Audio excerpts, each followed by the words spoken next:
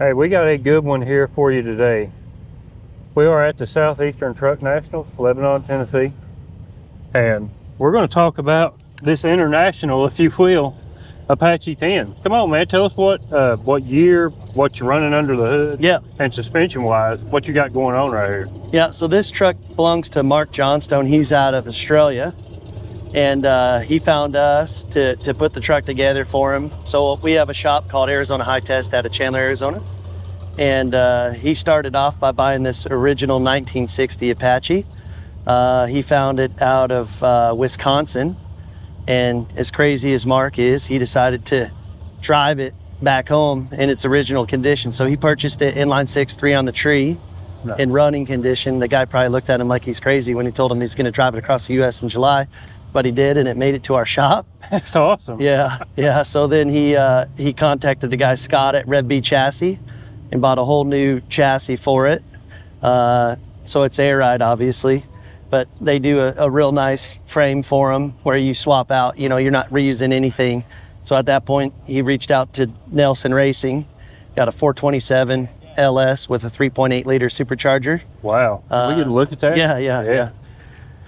So this thing does just shy of 1,400 horse on the 85. Wow. And then we put it on the hub dyno, and it did 956 at the hubs. So that's serious power, right? Yeah. That is very serious power. I love how you kept everything black underneath. It's got good taste. Yeah. This is a lot of his styling, so we've done enough with him now where we kind of know, but you could tell by the outside of the truck, he's kind of a purist, right? So we don't want to start shaving things and chopping things. The outside of the truck, in his words, this was supposed to look like a $20,000 truck driving down the highway. So everything down to the wheels. These are a 3-piece billet wheel that look like a 15, but it's a 20-inch wheel. That's the smallest wheel we could run with the 14-inch brakes. Wow. He wanted to run a 15, and Scott at REVB said, hey, you got that much horsepower, we should probably put some brakes on it that could stop it too. Exactly. Yeah, that was the plan there. I love it that he just chose to keep the body as is. Yeah, yep. Everything, even down to the rust hole in the fender, we decided, do we repair it or do we just shove the exhaust pipe through it, Right. But even the fuel door on it, we got creative with. We like to utilize that for something, make it purposeful. So on this one, this is the heat exchanger for the supercharger. So you can see in there, wow. That's all plumbed in. There's a little ice box in the corner, and then those 2 lines run in and out. Cycle the coolant through there. And then as much as we didn't want to cut a big hole through the bed, we needed to get the airflow through the coolers. So there's a cooler on each side. They're dual pass, so it's basically a quad pass system for that heat exchanger. But this is subtle right here. Yeah. It's very subtle. Yeah. I can appreciate that. Yeah. And the bed in this is beautiful. Yeah. The woodwork is very nice. Thank you.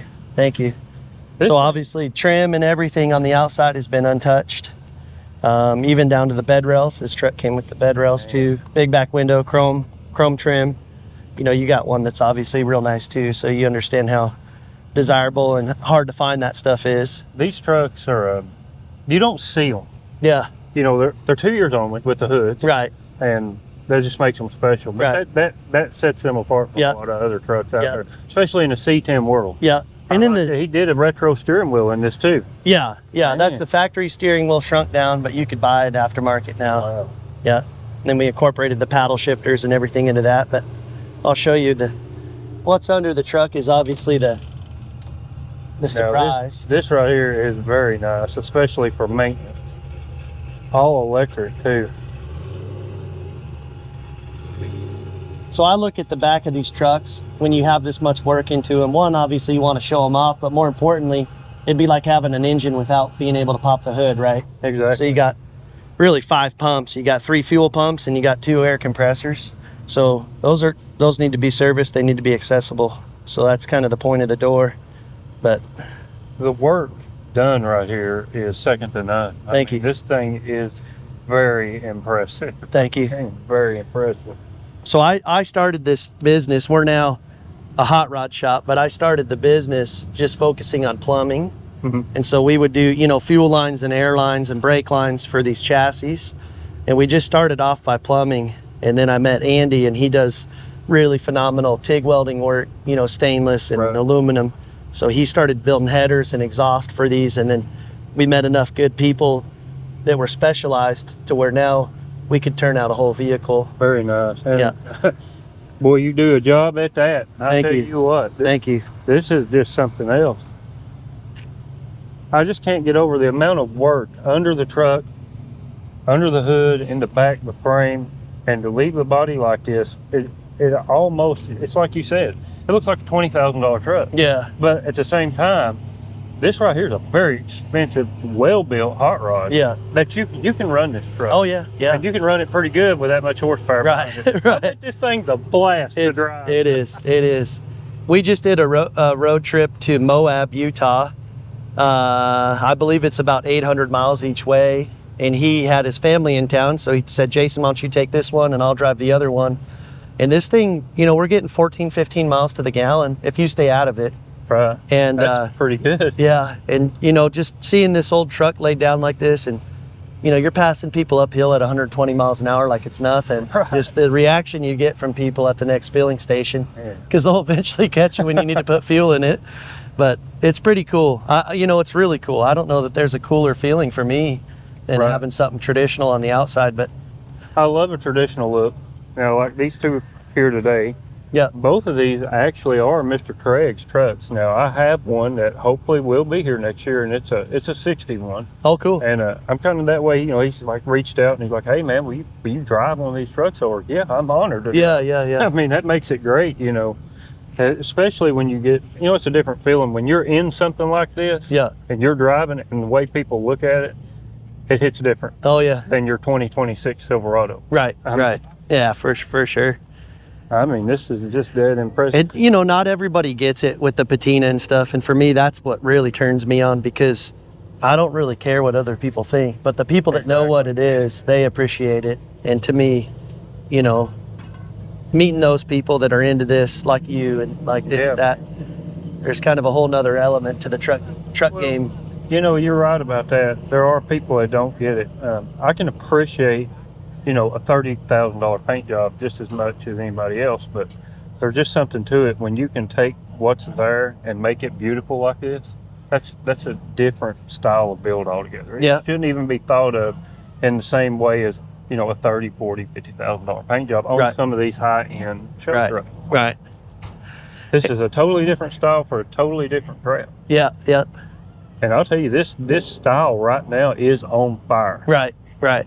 Now, would you yourself, you would consider this a Restomod? Yeah, it is. It is, yeah. Full blown, from Indy and Restomod. Yeah. The only thing lacking from this and other trucks that we put together is the outside of the body. So to me, if he decided to paint this truck, I would, and he wouldn't. I'm not saying he would, but I'd be disappointed. I don't know that I would be into that. I would too. I mean, the way the truck looks, it suits it. You can't see it any other way. Right. I mean, it's like all these Patina trucks. Yeah. Now, I do understand there's a lot of shops out there that are trying to get into this recreating Patina, and I've seen some very good examples out of some high-end painters, but there's no recreating just what it's become over the years. I mean, these trucks, when they're just left alone, it's just, man, it's a good look. Yeah. I'm glad to see it, you know, take off, and so many people now enjoy looking at them. Yeah, and I don't know, you know, for me, I love the Patina stuff. So if it's a fad that we're riding this wave of what's trendy or popular with Patina, I don't care if it goes away. Well, I'll always be into it. I've been into it for years. I don't like body work. I don't like to do it. So, right. You know, I'm staying as far away from that as I can. Yeah. You know? But man, your shop does excellent work. Tell people how they can find you and your shop and stuff. Yeah, probably the best way to find us is social media. We have an Instagram account. We post over to Facebook, but it's too much, doing too many. But Instagram is probably the main one that we're on. Okay. But Arizona High Test is the company. High Test, man. You guys heard it here. If you're looking for outstanding work, right here we have found it. Well, I appreciate it. Hey, go follow these guys. Go check them out. As you can see here today, this is just just over the top great build right here, all over, from the gentleman's style who owns the truck to the craftsmanship that went into building it. I mean, it's just over the top, man. Well, thank you. And I can see why this won today. Now, right quick, this truck came up here from Arizona. Yeah. He brought it to Tennessee Yep. from Arizona. Yep. Now, this ain't the only one he has. And he has a tow vehicle, which does. is also a C10. Yep. Man, that's dead cool, ain't it? Yeah, yeah. Yeah, we use the other one. The other one's a 65 crew cab, which is also kind of rare to see, you know. But we use that one to tow this one on a distance like this, you know, trying to keep some miles off the motor. But a shorter trip, we'll run it down the highway. Oh, yeah. Yeah. Definitely. Yeah. Man, that's great, man. And this your first time in Tennessee? We were out here a year ago, but this is our first time at Southeastern Truck Nationals. Well, this is our first year out here also. Yeah. We live over just about 2 hours from here. Oh, cool. Man, it's been a pleasure to talk to you today, man. And thank you for doing all this and coming on and talking to us and all that, man. It's great. Yeah, thanks for having us, man. Well, you guys go check them out on their social media. Don't forget to like, share, and subscribe this video if you love these Apaches or C10s in general. Hey, share it out. Send it to their friends. We'll catch y'all next time. Thank you. Man, y'all really do. This thing's impressive. I mean, Thank you.